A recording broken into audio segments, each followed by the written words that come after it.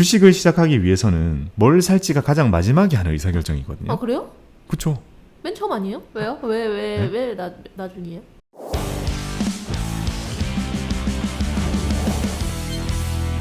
자, 지난 시간에 우리는 채권의 3요소에 대해서 배워봤습니다. 너무 오래돼가지고요. 기억나시나요? 채권 3요소가 뭐였죠?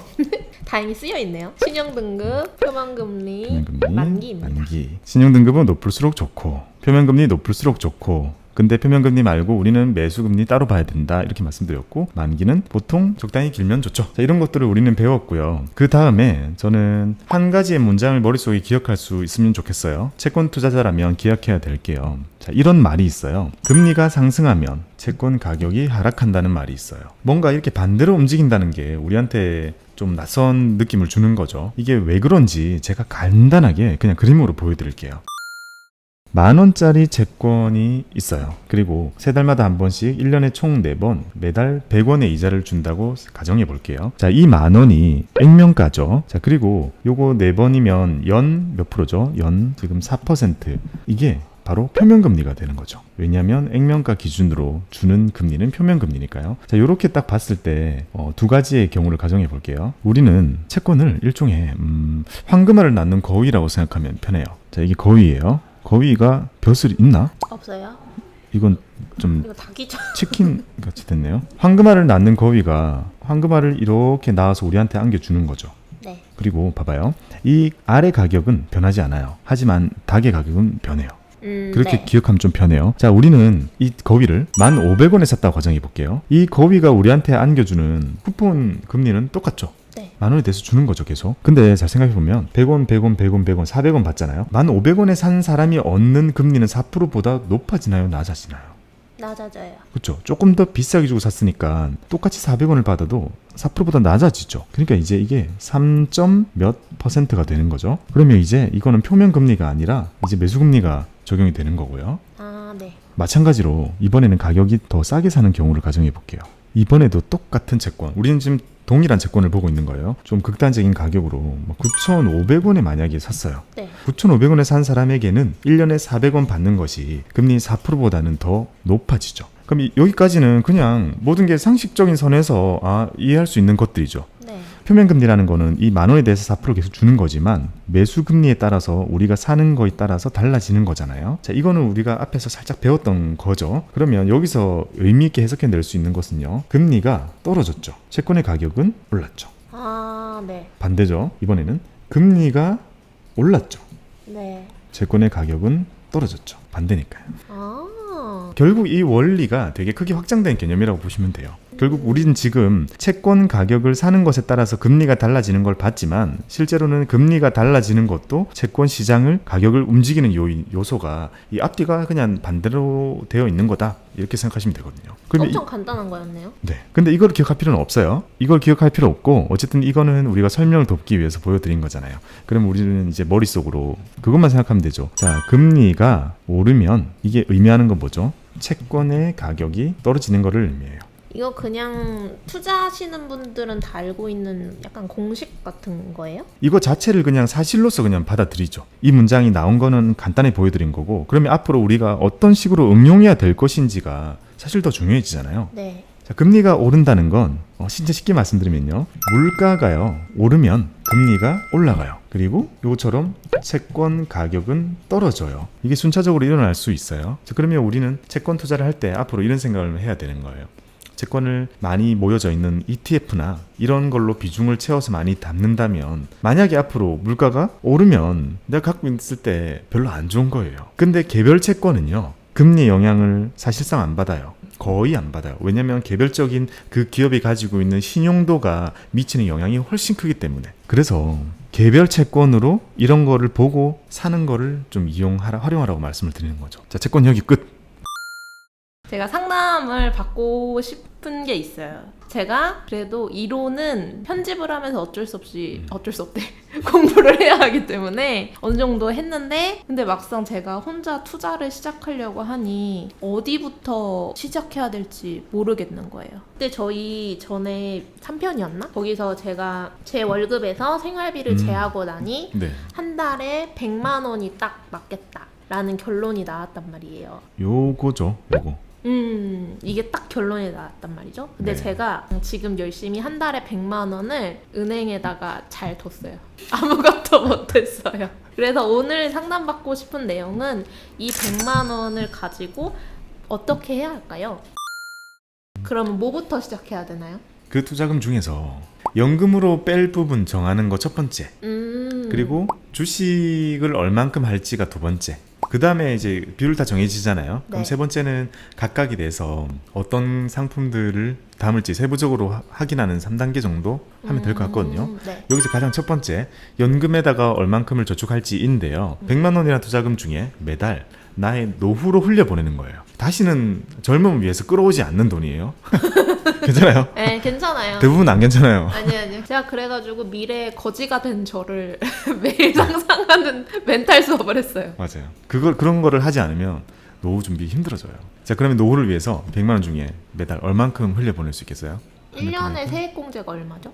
연금저축만 하면 400만 원이니까 월 34만 원이에요. 그럼 저는 34만. 34. 꽉 채우는 걸로요? 일단은 연금 저축 맥스 하고 어차피 안 해도 되는 거잖아요.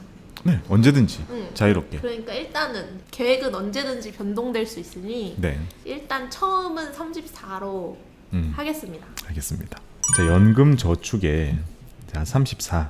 자, 픽스 하는 거예요. 네. 자, 얘는 돌아오지 않아요. 그렇게 생각하고 흘려 보내는 거예요. 자, 두 번째. 주식 투자 지금 몇 주 사본 경험을 해보고 있어요. 세 주. 제주 뭐뭐뭐 썼어요? 아닌가? 네 주인가? 미래셋 계좌개설 했더니 돈 줘가지고 달러 줘가지고 그걸로 샀던 게 시리우스 라디오 시리우스 라디오 샀죠. 한 주 사고 그리고 따라하기 때문에 삼성전자 한 주 사고 삼성전자 한 주. 그리고 미국 주식 그 애플 한 주 사고 그리고 아또 태양을 위해서 미국 시장에 있는 우리나라 기업 쿠팡을 쿠팡 아 맞다 그랬었구나. 그렇게 4개를 한 주씩 갖고 있어요. 대표적인 것들 그냥 경험 삼아 이렇게 네. 해본 거죠. 한 달 정도 됐나? 그 수익률 어때요? 괜찮. 사실 확인 안 했어요. 왜냐하면 이거는 이미지 트레이닝을 위해서 산 거였어요. 내가 이거를 그때는 한 주씩 샀으니까 만약에 내가 삼성전자를 8만 원에 샀는데 떨어졌네? 그러면은 지금은 몇천 원 손해 본 거지만 내가 이거를 뭐 10주 샀으면은 몇만 원 손해 본 거고 뭐 그런 식으로 곱하기를 해봐가지고 내가 과연 멘탈을 견딜 수 있는 사람인가? 라는 거를 좀 체험을 해봤죠. 근데 괜찮은 것 같아요. 괜찮은 여러분도 것 같아요. 체험해보세요. 한 주씩 산 다음에 멘탈이 깨지는 걸 머릿속으로 상상해보면 되게 도움이 돼요. 괜찮은 방법이네. 네, 곱하기 100 해보면 돼요. 손실을. 저도 막상 그거 자주 써먹어야겠어요. 네, 10,000원 만약에 마이너스가 떴어요. 그러면 100만 원 100만 손해본 거예요. 원이었었구나. 그래서 중요한 건 요거. 주식에 자 100만 원 중에 66만 원 남았죠. 채권은 어쨌든 배웠으니까 이런 거구나라고 느끼게 첫 달만 조금만 사보고요. 네. 우선에는 주식을 적극적으로 해봐요. 진짜요? 그러면 자 주식 못 고르겠으면 여기서 안전자산 몇 대 몇 요것만 생각해봐요. 66을 어떻게 쪼개면 좋겠어요?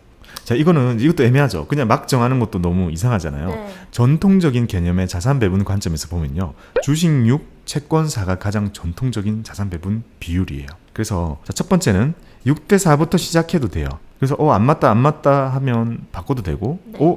주식 너무 재밌다 더 해야겠다 늘려도 돼요. 두 번째 방식은 100 빼기 나이라는 거를 써봐도 돼요. 100 빼기 나이의 결과에 나오는 퍼센트만큼을 주식을 사는 거예요. 근데 저는 워낙 쫄보라서 그냥 반반 할래요? 그래서 아니요, 서서히 바꿔볼래요? 그러기엔 또 채권 너무 많아서 싫죠. 네.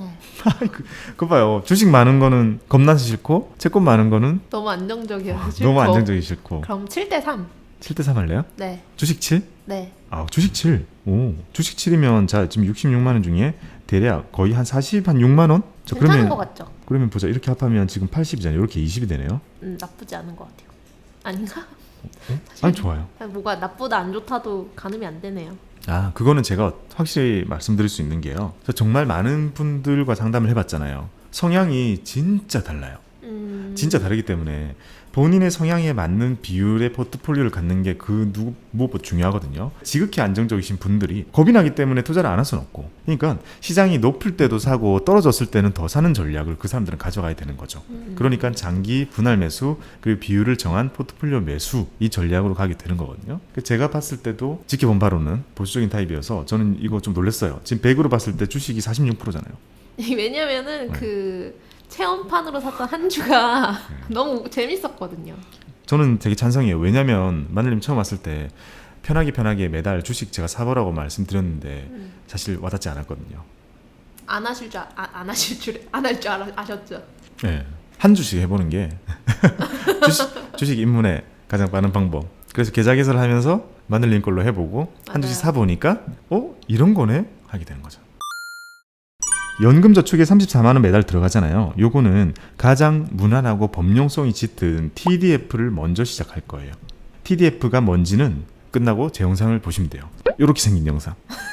맞죠? 이거 보시고요. 자, 그 다음에 주식을 시작하기 위해서는 뭘 살지가 가장 마지막에 하는 의사결정이거든요. 아 그래요? 그쵸? 맨 처음 아니에요? 왜요? 왜 나중이에요? 사면 끝나니까요.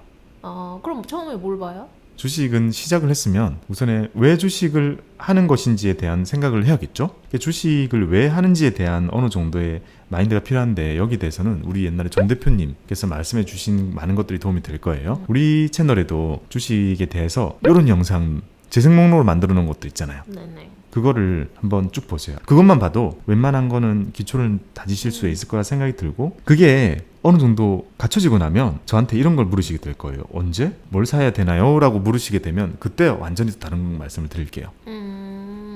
요거는 이게 오기 전까지는요, 그냥 시장을 사는 ETF를 살 거예요. 아 네. 많이 봤죠? 네. 시장 코스피 통째로 사는 거 뭐였죠? 코스피 시장 통째로 투자하는 거. 코덱스 왜? 아니 코덱스 뭐? 200이었나? 네, 코덱스 200. 아. 또 코덱스 200 친구 같은 거 또 있잖아요. 타이거? 네, 타이거 200. 나 안 해. 그 많이 알잖아요. 그 모든 운용사마다 코스피 200 시장이 투자를 하는 뭐뭐뭐 200이라는 상품을 만들어 놨고, 걔네들이 가지고 있는 잔고나 이런 거 보면 엄청 크죠. 네. 시장에 있는 많은 사람들이 시장 전체를 그대로 떠안고 있는 그런 인덱스, 시장 전체 투자를 많이 하고 있다는 거거든요. 그게 가장 보수적이라는 걸 볼 수 있겠죠. 그거부터 시작하면 되니까요. 그걸 해놓고 네. 느껴봐요. 그리고 그 다음 달에 또 이만큼 들어갔을 때는 이거 괜찮은 것 같아요. 또는 이거는 시장을 산 거라서 너무 무겁다. 좀 더 나는 공격적으로 가겠습니다. 공익이 필요한 거라면 또 그때 다른 걸 찾아볼 수 있으니까. 첫 달은 그러면 ETF 46만 원어치를 사보는 거예요? 네. 아하. 자, 그리고 타이거를 살지, 코덱스를 살지, 킨덱스를 살지, 아리랑을 살지, 이런 거는 제가 그 속에 들어있는 것들 중에 비교하는 거를 간단히 알려드릴 테니까 그 중에 하나를 골라가지고 뿅 사게 될 거예요. 그래서 우리가 살 거는 코스피 200이에요. 네. 심플하죠? 그냥 결과부터 말씀드리는 거예요. 네. 연금에서 TDF 살 거고, 네. 여기서는 코스피 200 살 거예요. 네. 간단하고. 자, 마지막으로 안전자산 20. 요거는 우리가 배운 거 뭐 있죠? 이걸 위해서 배웠죠. 채권을 채권. 살 겁니다. 채권을 장외 채권으로 20만 원치 사는 거 바로 뚜루룩 사는 걸로 첫 달은 마무리하죠. 네. 너무 결론이 쑥 나와서 당황했죠 지금. 좀 클리어해져서 좀 네. 다행이라고 생각해요. 이걸 원하는 것 같아서. 네. 그래서 좀 답답했어요. 그죠? 뭐 어떡해 약간 그런 느낌이었어요. 왠지 표면금리 얘기 좀 나올 때 이미 약간 동공이 초점이 없어지는 걸 느꼈어요. 관심이 없었죠. 네. 그러니까 제가 되게 잘못된 교수법을 사용하고 있다는 걸 깨달았어요. 아니야. 근데 제 탓인 것 같아. 제가 너무 몰라가지고 근데 선택할 수가 없어요. 뭔가 알아야 선택을 하죠. 지금 그나마 ETF가 뭔지 코덱스가 뭔지 지금은 아니까 제가 네 이걸로 하겠습니다. 저걸로 하겠습니다. 이렇게 얘기라도 할 수 있지. 그 1월의 상태는 그걸 결정할 수 있는 상태가 아니었어요, 진짜. 그게 아니라 옛날에 제가 그랬던 것처럼 좀 치고받고 하더라도 빨리 실전을 병행하는 게 나을 것 같다는 생각이 들었어요. 그리고 시작해보고 이 다음부터는 투자를 해보시면서요, 궁금한 게 생기실 때마다 이걸로 계속 찍고 보완해가고 하는 네. 과정으로 이어가보죠. 그리고 제 재산이 어떤 식으로 불려가는지 아니면은 줄어드는지 그 상황을 한번 중계해드리도록 하겠습니다.